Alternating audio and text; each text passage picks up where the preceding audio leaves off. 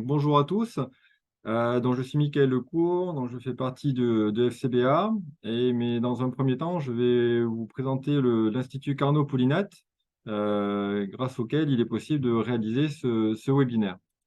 Donc, l'Institut Carnot-Poulinat est un Carnot dont l'objectif, c'est de venir apporter l'éco-conception, l'éco-production de matériaux fonctionnels biosourcés à haute valeur ajoutée. Donc, on est clairement dans le thème du webinaire qui nous occupe aujourd'hui.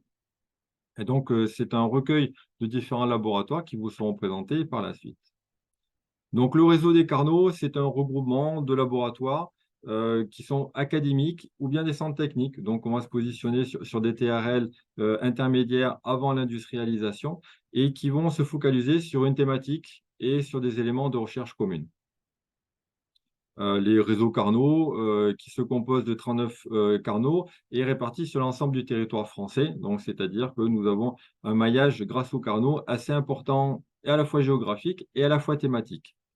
Le Carnot Poulinat, dont on parle aujourd'hui, est un Carnot qui est plutôt localisé dans le sud-est, dans la région grenobloise, mais qui peut également avoir des connexions au travers de ses différents partenaires dans d'autres régions. Donc, l'objectif de ces Carnot, c'est de venir favoriser la recherche partenariale, c'est-à-dire d'agglomérer, d'agréger différentes compétences pour pouvoir développer, pour pouvoir mener des projets de recherche au travers d'une collaboration entre des partenaires académiques ou bien des centres techniques industriels comme le FCBA ou comme le Centre technique du papier qui sont présents aujourd'hui, et également de faire des partenariats avec les entreprises.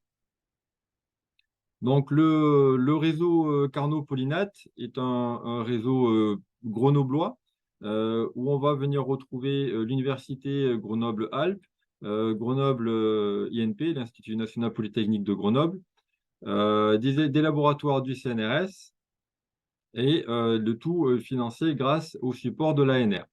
Et donc, dans ces différents partenaires, des compétences assez diverses sont présentes, à la fois en termes de développement, d'utilisation de molécules biosourcées, tout comme la valorisation au travers de produits issus du biosourcé, que nous illustrerons tout à l'heure par différents exemples au cours de ce webinaire.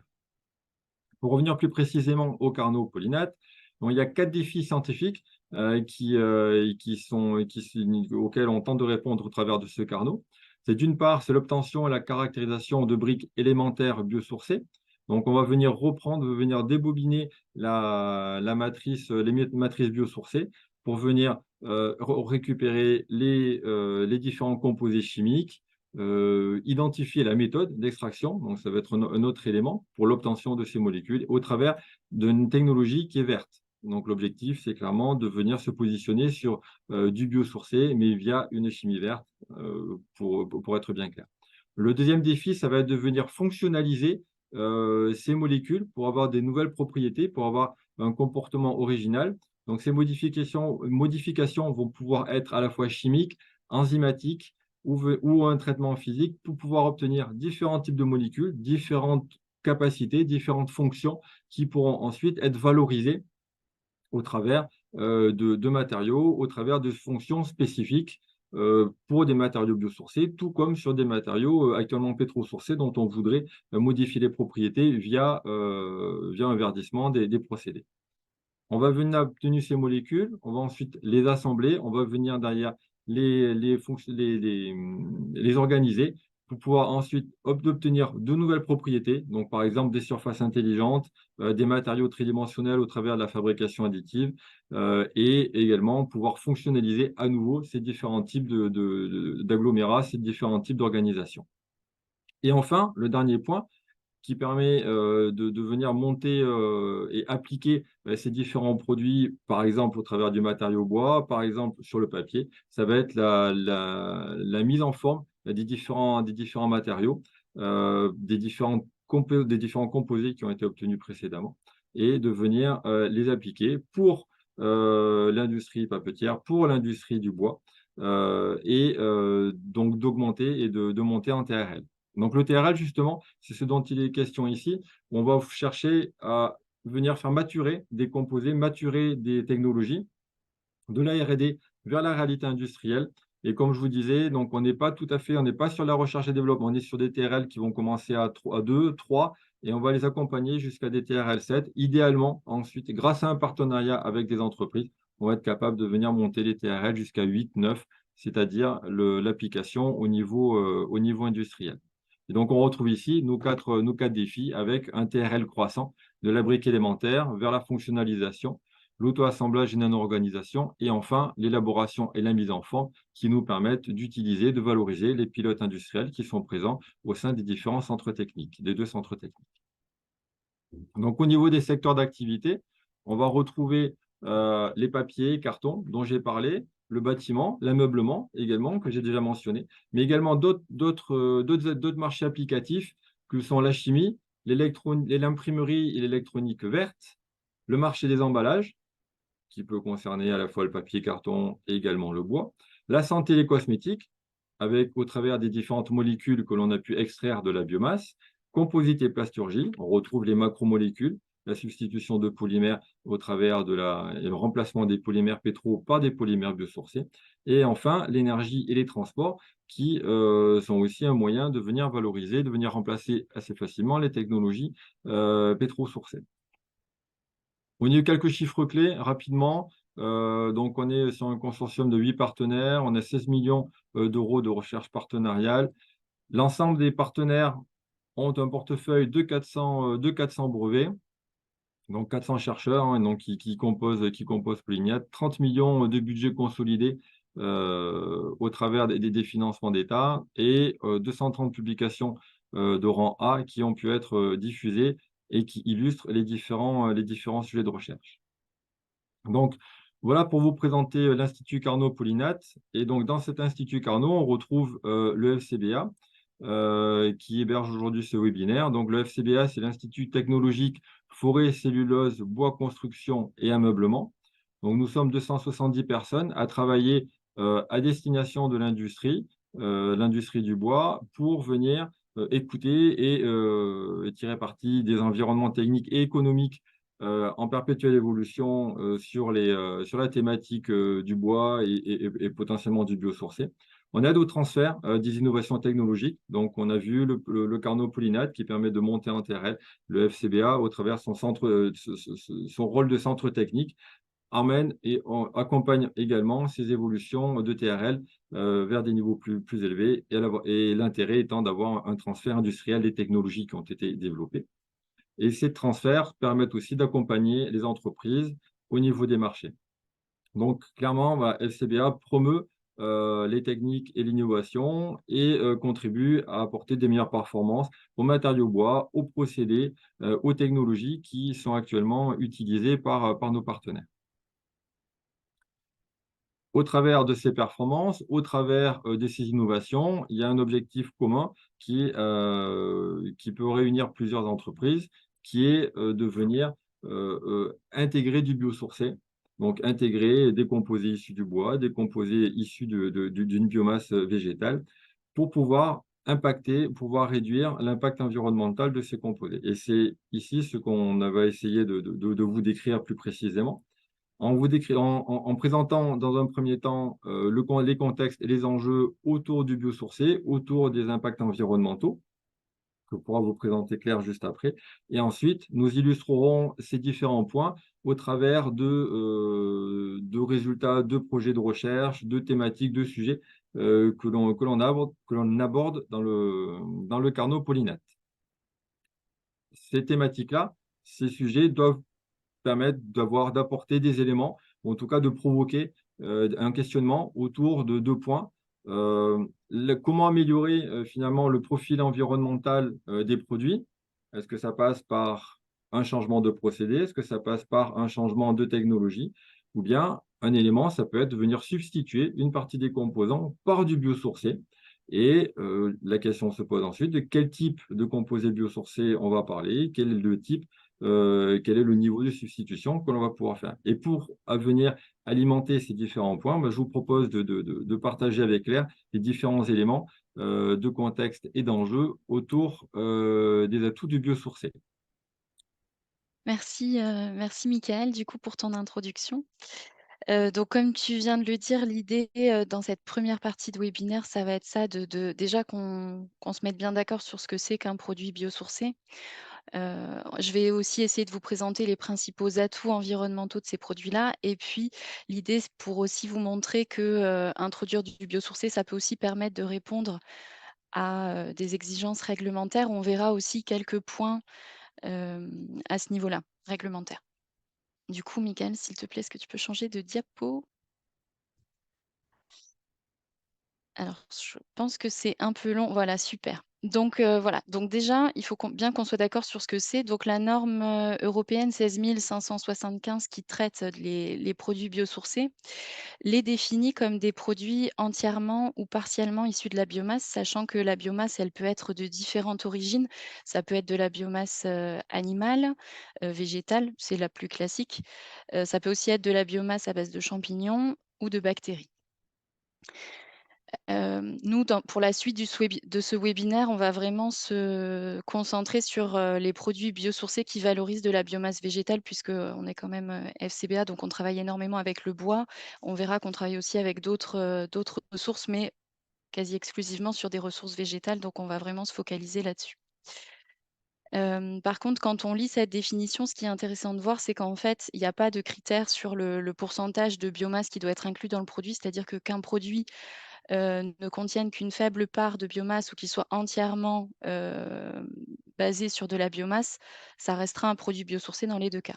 Donc pour se différencier, on vous a proposé en dessous la définition de ce que c'est que la teneur en biosourcé, puisque c'est ce qui peut permettre de distinguer un produit, vu que ça va permettre de valoriser lorsqu'un produit contient beaucoup de biomasse. C'est par cet aspect-là que vous allez pouvoir le mettre en avant. Une autre, toujours dans cet ordre d'idées pour vraiment valoriser et distinguer un produit biosourcé d'un autre, vous pouvez aussi évoquer ce que c'est que la teneur en carbone biosourcé dans votre produit. Donc ça correspond en fait à la part de carbone qui va être issue de la biomasse qui est contenue dans votre produit et ça, c'est assez intéressant d'évoquer cet aspect carbone parce qu'on va voir que les produits biosourcés ont un intérêt tout particulier, par rapport à l'impact sur le changement climatique des produits. Alors est-ce que, Mickaël, tu peux changer de diapo? On va voir tout de suite en fait que, hem, voilà, sur cette slide-là, en fait, quand on parle de carbone, biosourcé et qu'on parle de végétaux, il faut savoir que ce carbone-là, on va l'appeler carbone biogénique. Donc en fait, c'est juste le carbone qui va être fixé par les plantes, dans le cadre de la photosynthèse. Donc comme je ne sais pas trop si tout le monde est bien familiarisé avec ce que c'est que la photosynthèse, en 2 mots, je vais essayer de vous réexpliquer ce mécanisme. En fait, c'est ce qui permet aux végétaux de se développer, de vivre, en fait.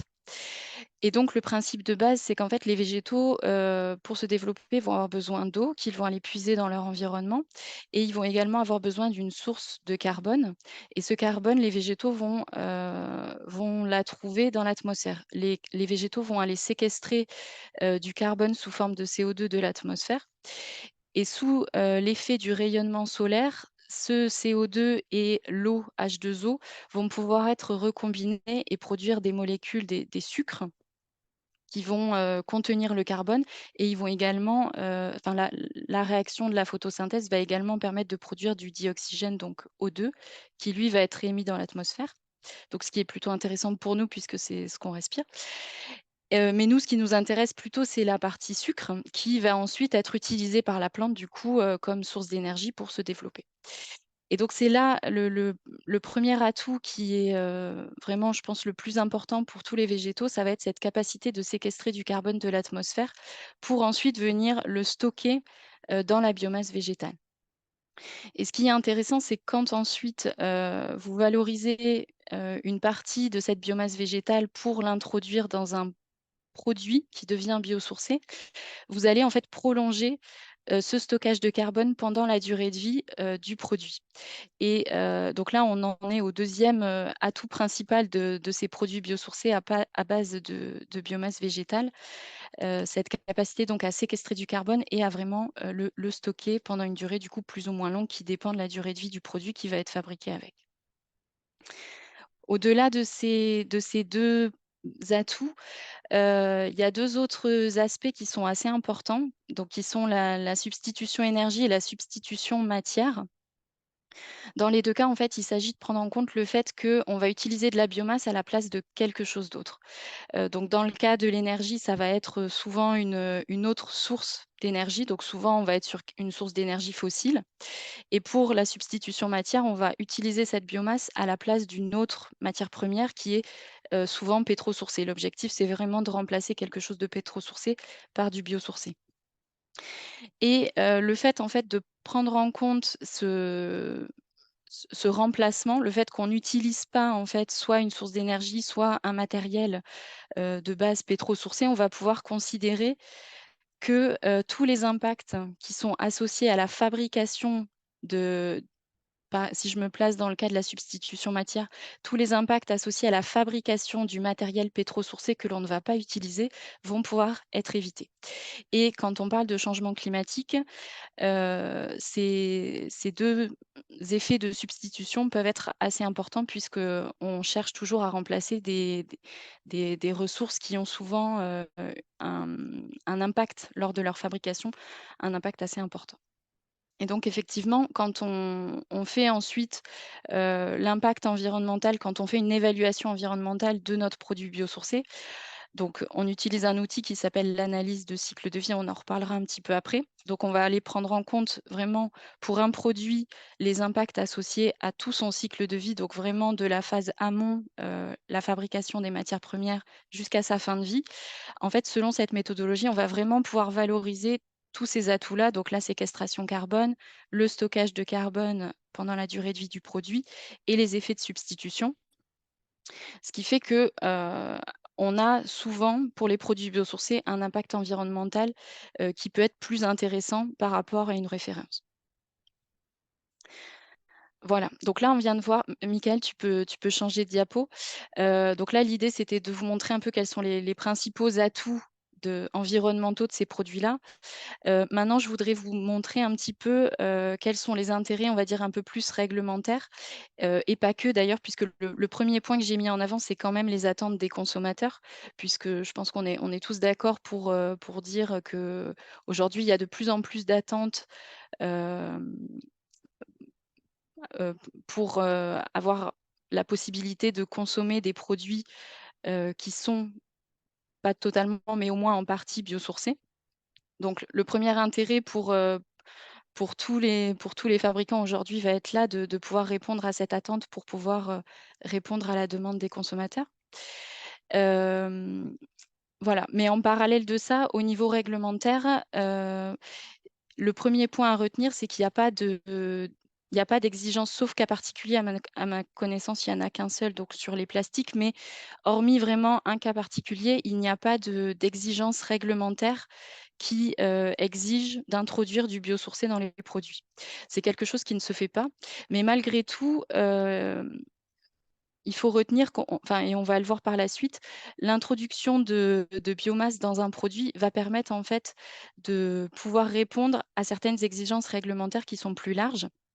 Donc là, sur le bas de la slide, je parle de la stratégie nationale bas carbone qui est vraiment la stratégie, environnementale un peu chapeau pour la France. C'est elle qui fixe, l'objectif de neutralité carbone à horizon, 2050, je pense, objectif qu'on a un peu tous en tête et cette, stratégie un peu nationale chapeau, elle est, ensuite, elle est découpée, on va dire, un peu en exigences sectorielles, en réglementations sectorielles qui existent et donc, aujourd'hui, là, je vais vous parler un peu plus de la réglementation environnementale RE 2020, donc qui s'applique dans le secteur de la construction et on va aussi évoquer, l'affichage environnemental pour vous montrer, en fait, que, l'introduction de biosourcés peut permettre de répondre à ces exigences-là et donc de manière plus générale à la stratégie nationale bas carbone. Super, merci Michael.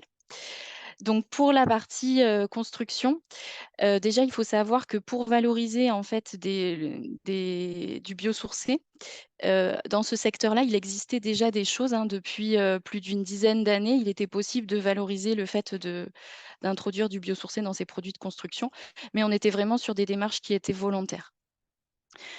Si on passe vraiment au réglementaire, aujourd'hui, donc c'est la réglementation environnementale RE 2020 qui s'applique, qui remplace la réglementation thermique 2012 et donc cette réglementation, comme je le disais tout à l'heure, la RE 2020, elle n'exige pas en fait d'introduire du biosourcé, dans un bâtiment.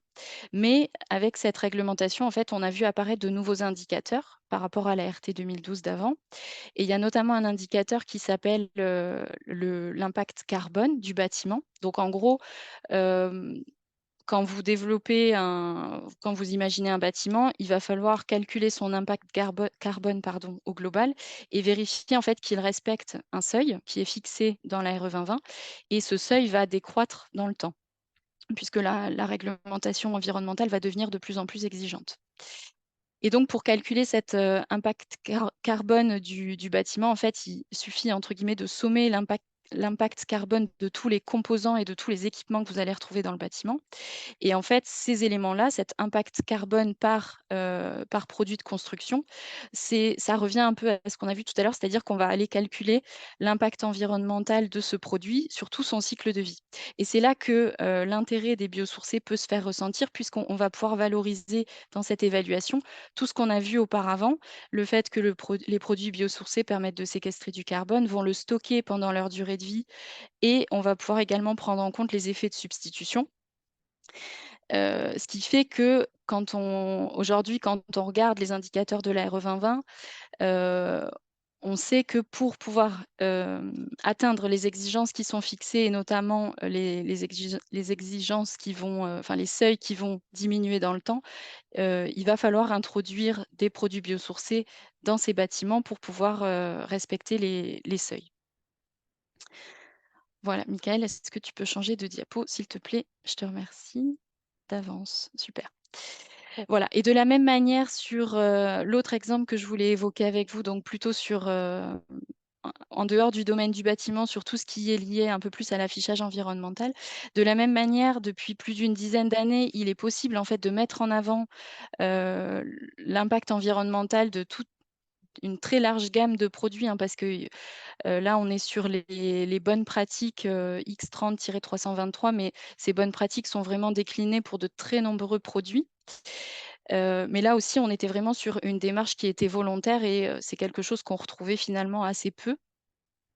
Donc ça, il faut savoir que ça va changer puisque pareil, l'affichage environnemental va devenir quelque chose de réglementaire, donc d'obligatoire. Il y a différents secteurs qui sont concernés et qui sont, pour le moment en tout cas, qui sont listés sur la diapo, donc le textile, l'alimentaire, l'ameublement, les cosmétiques, les transports et l'électronique. Et l'entrée en vigueur donc de cet affichage environnemental obligatoire va avoir lieu de manière, échelonnée dans le temps selon les secteurs. Donc les 2 premiers secteurs qui vont être concernés, ce sont le textile et l'alimentaire, pour lesquels l'affichage environnemental sera obligatoire à partir de 2025. Donc à partir de cette date-là, de début 2025, il faudra qu'il y ait, donc pour chacun de ces produits-là, un petit logo. Donc là, c'est un exemple heu, avec du coup la note qui représentera l'impact environnemental, du produit. Et il faut savoir par contre que pour l'affichage environnemental, il n'est pas question de seuil à atteindre, contrairement à ce qu'on a vu avec la RE 2020. Vraiment pour l'affichage environnemental, c'est juste une déclaration de l'impact. Par contre, voilà, dans le contexte actuel, on sait qu'il va falloir limiter vraiment, au plus, enfin le plus possible son impact et là également introduire du biosourcé dans les produits, enfin, introduire de la biomasse dans un produit pourra être une des pistes, d'action pour essayer de limiter cet impact, environnemental. Voilà et donc maintenant je vais laisser mes collègues, vous présenter des cas un peu plus concrets de projets qui ont pu être menés auxquels FCBA et le CTP ont pu participer Merci et je Claire. de rien. Donc, on a vu qu'il y avait un besoin à la fois pour l'environnement, un besoin aussi législatif. Et que donc, au travers de donc pour répondre à ces besoins, finalement, les différentes solutions qui s'offrent à nous passent au travers de la substitution.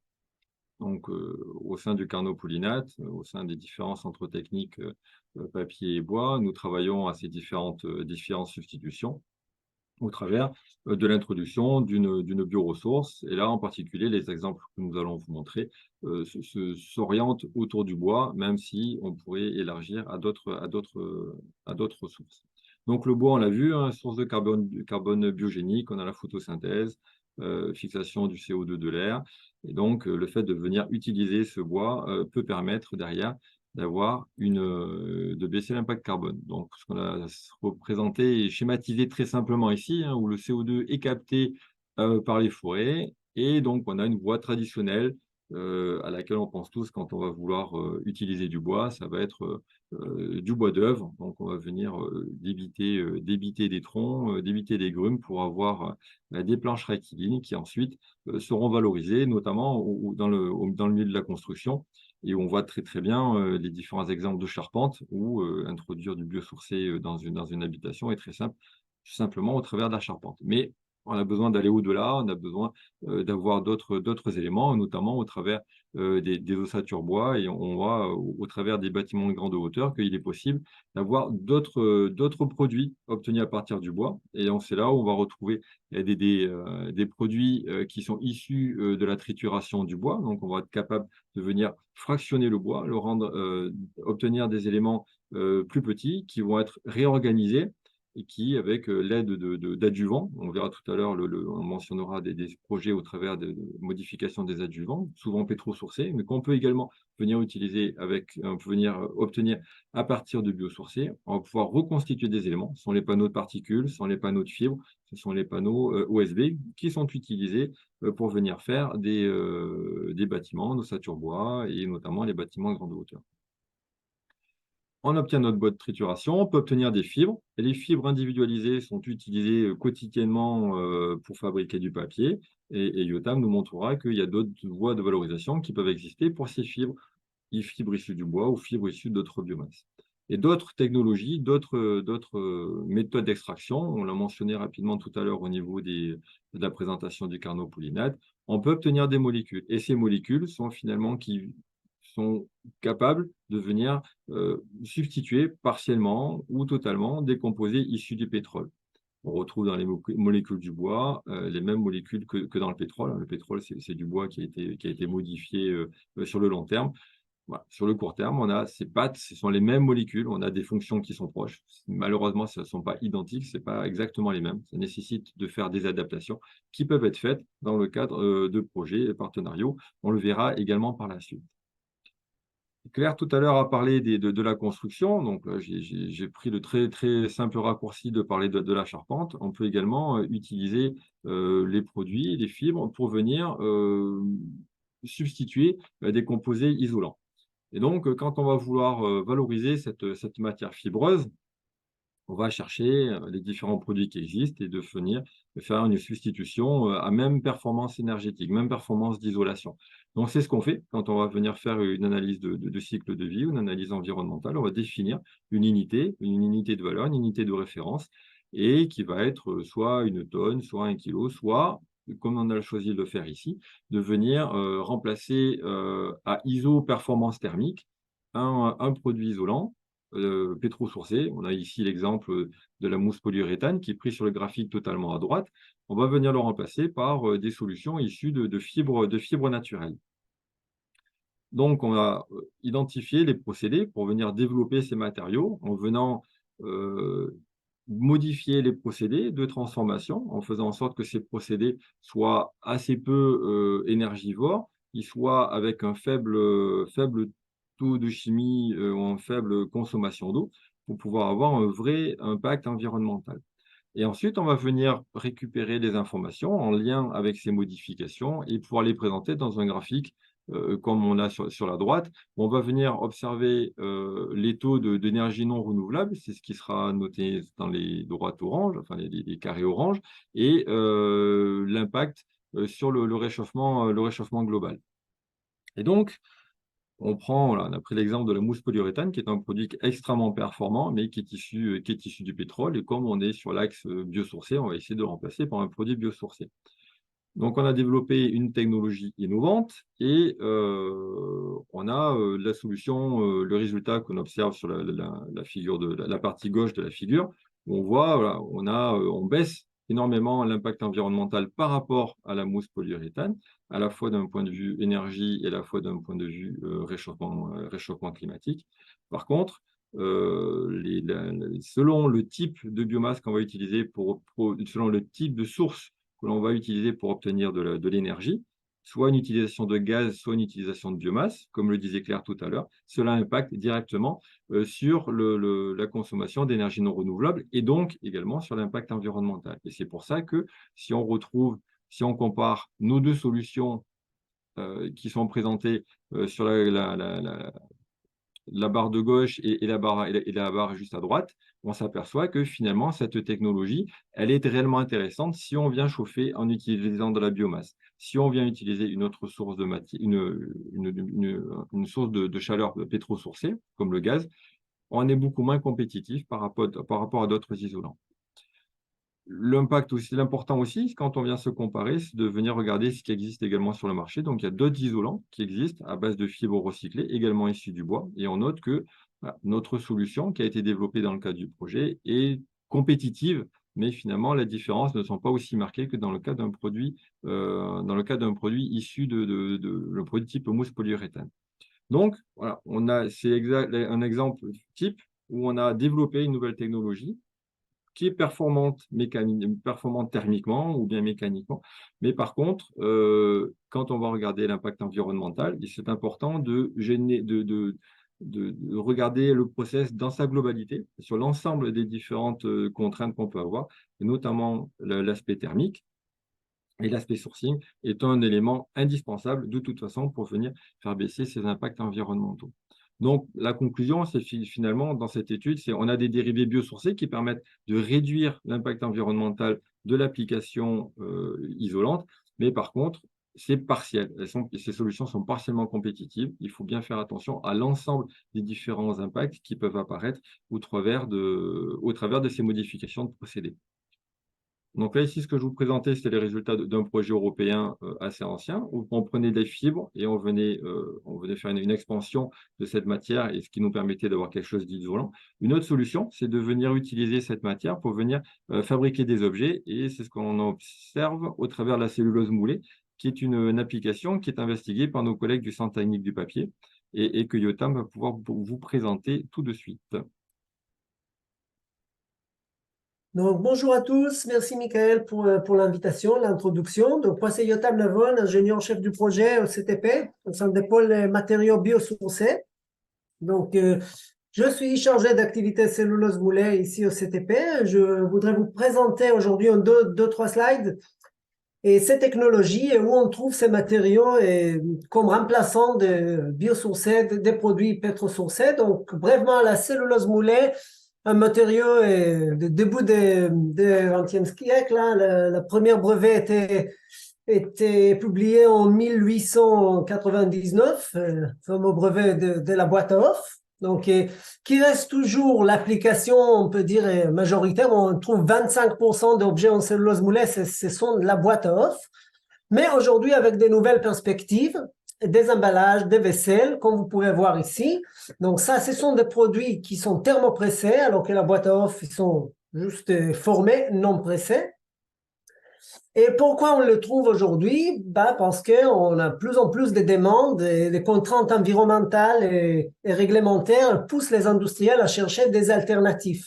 Et c'est pour ça qu'on voit aujourd'hui, bon, c'est la production en Europe, mais on voit qu'il y a quand même un avancement et une croissance de production au niveau européen, aussi au niveau mondial. Et on trouve aussi non pas seulement les fibres recyclées, mais aussi les fibres vierges et les plantes annuelles, par exemple, qui prennent de plus en plus d'ampleur. Les industriels aujourd'hui cherchent à s'affranchir de produits pétrosourcés, et cherchent à valoriser aussi des autres sources de matières premières, comme indiqué Michael tout à l'heure. Donc, non seulement les bois, mais aussi des plantes annuelles, par exemple, ou des déchets agricoles. Et Mika, tu peux passer, s'il te plaît? Merci. Et donc là, aujourd'hui, pour essayer de valoriser cette matière fibreuse, par exemple, pour remplacer les produits pétrosourcés, notamment dans les emballages alimentaire, comme on peut voir ici. On vous fait une petite comparaison entre la cellulose moulée et les contenants pétrosourcés. Qu'est-ce qui se demande de nous pour passer à cette solution? Donc là, on peut comparer pour le coût de production. Donc là, pour le coût de production, quand on essaye de comparer, bon, les contenants pétrosourcés, on sera des fois moins énergivore, mais il faut faire toute l'analyse de cycle de vie pour vraiment voir est-ce qu'on est comparable ou pas. Et ça dépendra vraiment de l'application et les types de procédés utilisés. Les consommations d'énergie la cellulose moulée, c'est un des grands verrous aujourd'hui. Bon, on peut dire qu'on a deux verrous majoritaires aujourd'hui dans la cellulose moulée, c'est les propriétés barrières, étant donné que la cellulose est un polymère hydrophile. Donc, les propriétés barrières à l'eau et à la graisse, et aussi la consommation énergétique. Donc, bon, la cellulose moulée, il faut évacuer de l'eau, comme le papier. Et donc, ce qui fait que ce procédé a un prix élevé par rapport à un contenant pétrosourcé pour certaines applications.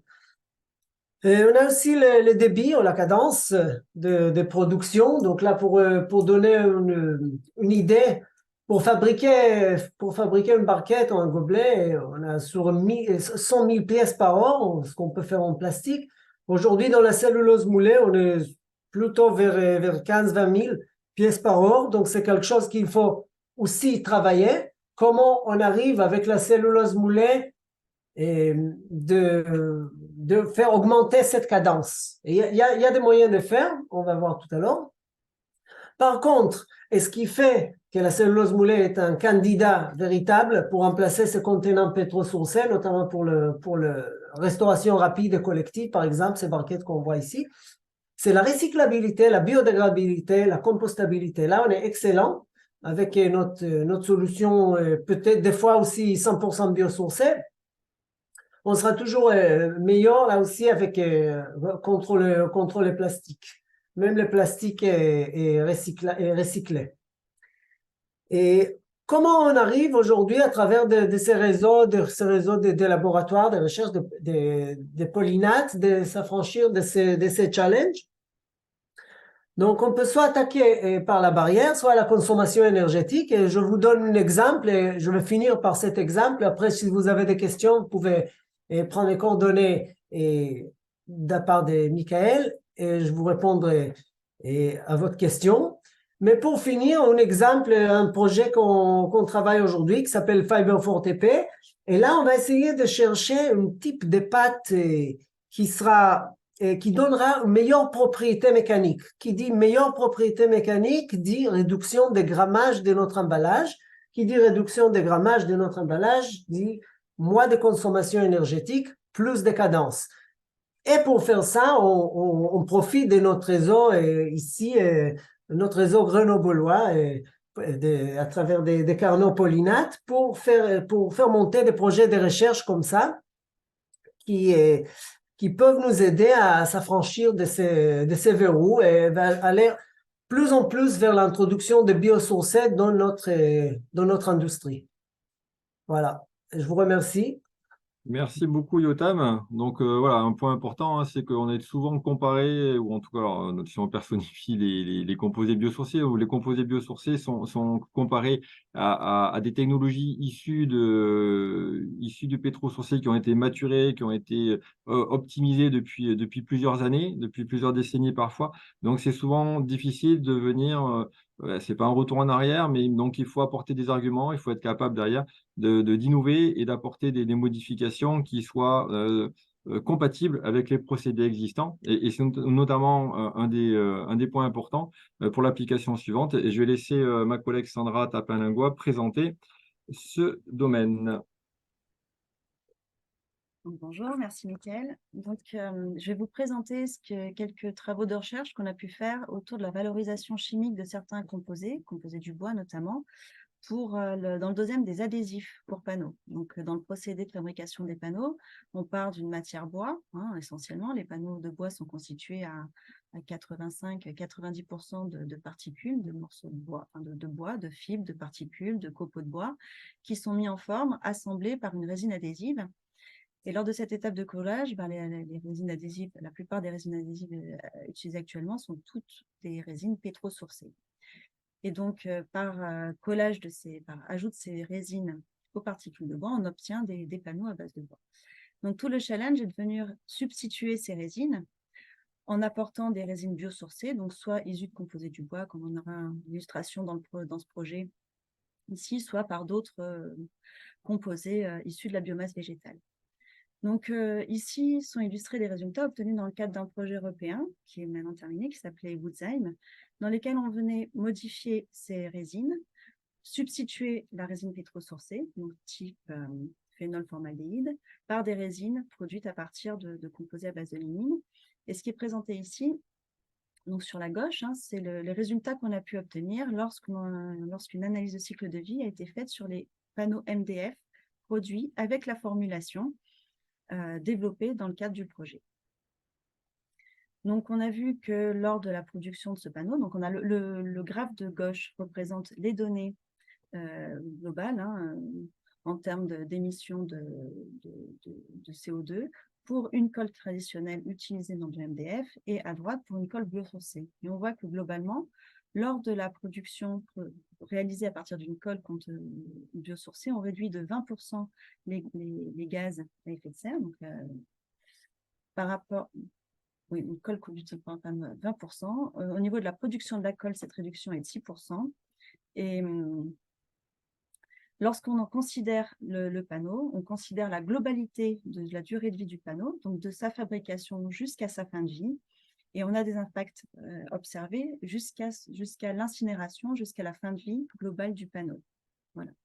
Donc, on a vu qu'on pouvait remplacer certains composés, donc la colle, de façon positive sur l'ACV global du produit. Une autre illustration avec un autre type de résine. Donc là, on est sur une résine utilisée pour la production de panneaux de MDF ou de panneaux de particules.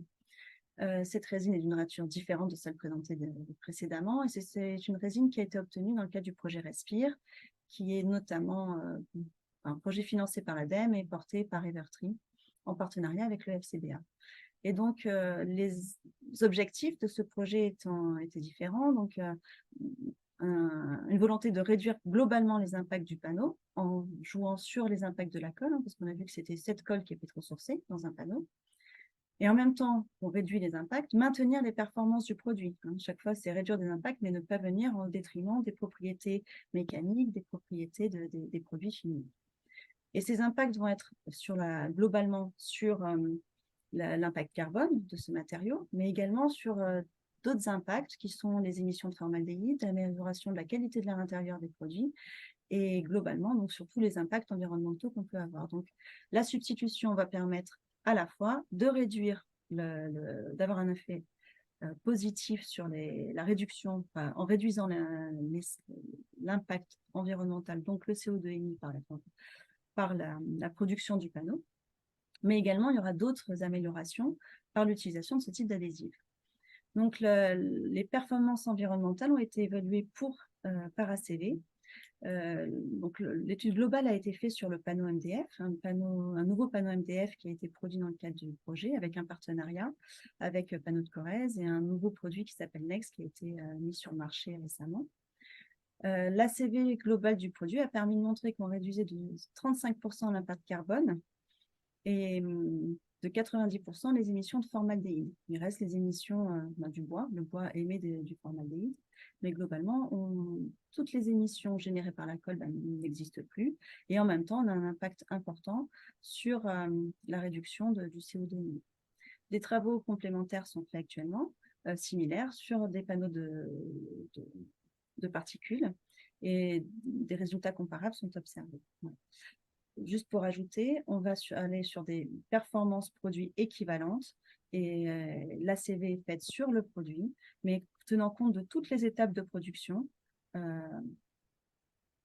y compris les cadences de production, enfin, ce qu'a pu évoquer Yotam auparavant, hein, c'est qu'on éprouve des procédés très anciens et très connus, mais avec de nouvelles solutions qui permettent d'avoir un impact positif sur le carbone et la qualité de l'intérieur. Parfait. Merci Sandra. Donc l'enjeu ici, c'est d'avoir une valorisation chimique des composés. Hein. Donc on a vu la valorisation matériaux en utilisant des fibres. On a une valorisation chimique au travers de l'utilisation de composés, soit issus du bois pour refaire des panneaux à base de bois à partir de bois, soit venir exploiter les avantages d'autres types de sourcing. Et donc il y a d'autres valorisations qui sont possibles au travers de la chimie et en valorisant les constituants du bois. Donc Gilles de Labatte nous présente ces éléments. Merci, Michael.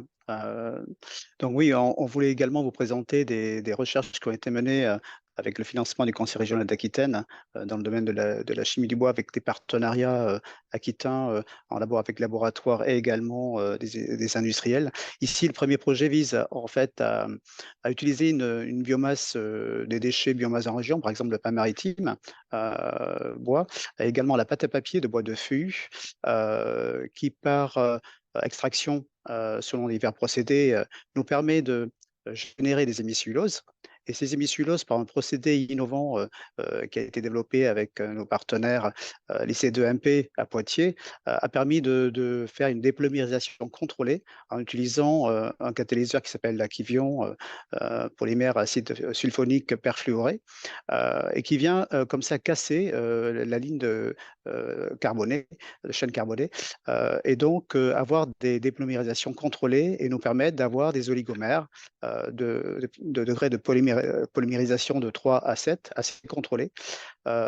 Et donc, par ce procédé de mécanocatalyse, on est capable, donc, comme ça, de proposer des oligomères avec des degrés de polymérisation variés, qui nous permettent ensuite, via une étape numéro 3, de faire un greffage par amination réductrice avec une amine grasse, en fait, des différentes chaînes carbonées, ça peut être du C12 ou du C18, venir quaternariser ces oligosaccharides et comme ça obtenir en fait des tensioactifs biosourcés. Il faut savoir en fait à peu près il y a 2 millions de tonnes dans le monde de production de tensioactifs, dont à peu près 50% sont produits à partir de bioressources, partiellement biosourcées, à peu près 4% seulement sont produits par des bioressources et entièrement biosourcés. Donc voilà un champ d'investigation assez important. Et cette recherche nous permet d'atteindre la production d'oligomères à degré de polymérisation faible, qui vont de 2 à 7 donc, et quaternarisés. Et on a pu faire en fait des essais également vis-à-vis de champignons, versicolores et autres pour pouvoir avoir une efficacité. Un deuxième programme est le programme BioAcri, qui est mené également avec un universitaire à l'Université Pays de l'Adour, Laurent Billon. Ce programme a pour vocation de créer des nouvelles résines acryliques à base de terpènes. Sur l'étape 1, on fait des réactions avec des terpènes pour faire des acrylates de terpènes. Et ensuite, à l'étape 2, on fait des latex. Et ces latex, on a pu les obtenir par copolymérisation de 2 acrylates. Et en fonction du degré de présence des 2 acrylates, on peut aller vers soit des adhésifs sensibles à la pression, soit directement sur des coatings pour le bois. Et donc, on a pu tester des comportements de coating pour bois et également des adhésifs sensibles à la pression. Voilà, donc une valorisation intéressante de terpènes pour créer de nouvelles résines biosourcées. Diapositive suivante. Un troisième programme assez important au niveau de la région, c'est le programme Basilica, qui permet de générer des fibres de carbone biosourcées à base de lignine.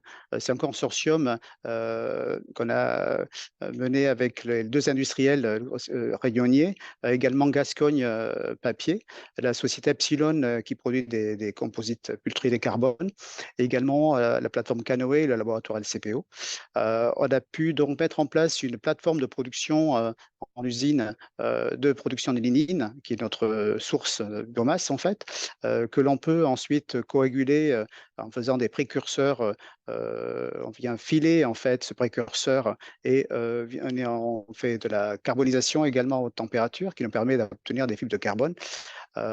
Et donc, en fait, il faut savoir que le PAN, en fait, est un produit polyacrylonitrile qui est donc à substituer, intéressant par une ressource biomasse.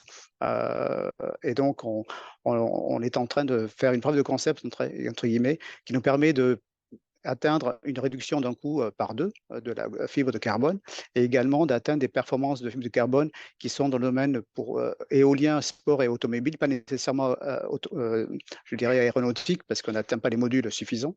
Et nous avons une ACV en cours et on pense, donc, dans la littérature, baisser de 30 à 40% l'impact climatique en kilogrammes par CO2 par kilo.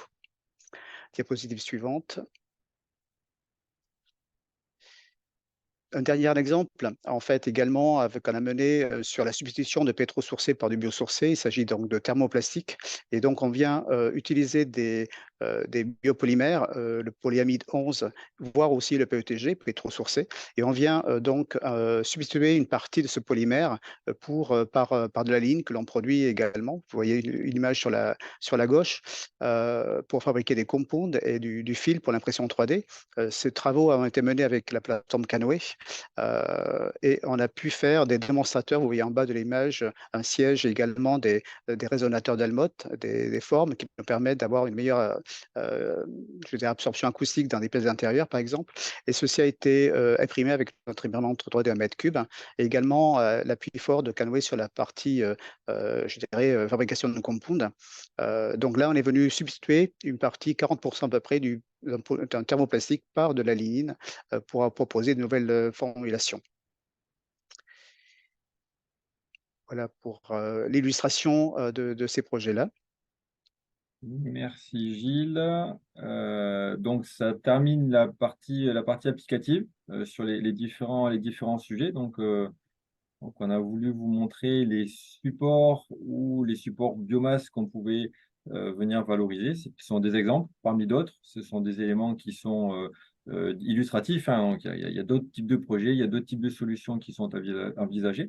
Et ici, ça donne un aperçu à la fois des méthodes, des possibilités chimiques, matériaux et également de la nécessité in fine, de venir aller au-delà des performances mécaniques et de venir regarder les performances environnementales.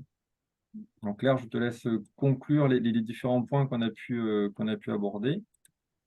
Voilà. Ouais, bah, tu as déjà commencé, hein. C'est vrai qu'on vient de voir au travers de tous ces exemples un peu tout ce qu'il était possible de faire à partir de la biomasse et comment l'utiliser en substitution de matières pétrosourcées. Donc on a bien vu qu'effectivement, on pouvait valoriser à la fois les composants chimiques et aussi le matériau en tant que tel.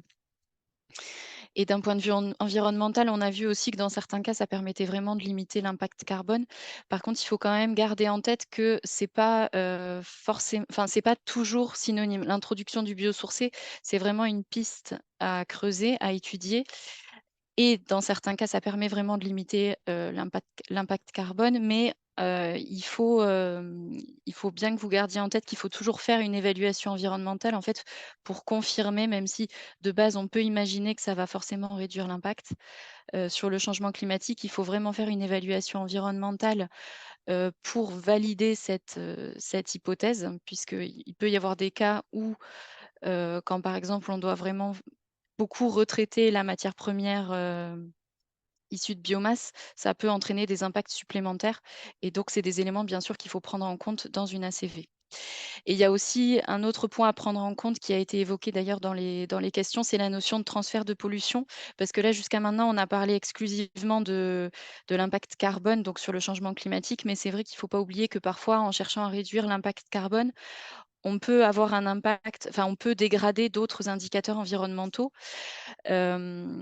Et c'est aussi quelque chose qu'il faut prendre en compte. Donc, au-delà de faire une évaluation environnementale sur le changement climatique, l'idée, c'est bien de faire une évaluation environnementale qui soit multicritère pour étudier d'autres aspects qui pourraient être impactés négativement par l'introduction de biosourcés.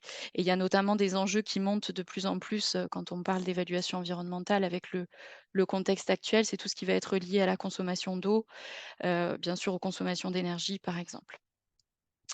Voilà, donc retenez ça et aussi du coup l'introduction de biosourcés, c'est bon, c'est la piste qu'on a traitée aujourd'hui, mais il y a aussi d'autres éléments à prendre en compte si vous souhaitez limiter l'impact environnemental de vos produits, notamment toutes les questions de réemploi, de réutilisation et de recyclage de matières, existantes et du coup, si je dis pas de bêtises, ça fera l'objet d'un futur webinaire, si je Mickaël, c'est ça? Il me Oui, semble. donc on va terminer ici notre webinaire, hein. Il y a d'autres éléments, il y a d'autres possibilités, hein, pour baisser l'impact environnemental, comme Mmh. l'a dit Claire, et ce sera détaillé dans une autre étape. Voilà. Pour conclure, là, sur la conclusion, l'enjeu, il est vraiment de venir se poser ces deux questions, hein. Donc les axes qui existent en termes d'amélioration du profil environnemental. On a vu, on peut substituer une partie du pétro par du biosourcé. Claire l'a dit, ce n'est pas la panacée, ce n'est pas évident, ce n'est pas du temps pour temps. Donc, il y a d'autres enjeux qui vont au-delà de cet impact environnemental en changeant. Mais par contre, le biosourcé peut largement y contribuer. Et également, donc, ça, c'est un premier point. Et donc, quelle est la stratégie? Et deuxième étape, hein, donc, on a vu, la pression réglementaire augmente. Il y a des enjeux forts d'engagement de la France et de l'Europe pour venir baisser le réchauffement, enfin, limiter le réchauffement climatique. Voilà. Donc, c'est à chacun de définir ses objectifs en termes de substitution, du pourcentage ou d'intégration de biosourcés. On l'a vu, on peut partir sur des composés issus du bois, on peut partir sur d'autres composés plus largement biosourcés. Donc au sein d'FCBA, au sein du CTP et plus largement au sein du Carnot Poulinate, on a de l'expérience par rapport à ces différents éléments, par rapport à ces différents points. Et ben, comme on n'a pas eu le temps de répondre à vos questions ou sollicitations directement durant le webinaire, on vous propose de nous recontacter ou nous de vous solliciter afin de vous accompagner et de venir faire le lien entre notre expérience, nos expériences et vos besoins et essayer d'évaluer les possibilités de transférer, d'évaluer les possibilités d'apporter voilà, des composés biosourcés, nos compétences sur les technologies à vos besoins. Voilà, ben, merci beaucoup en tout cas pour votre participation.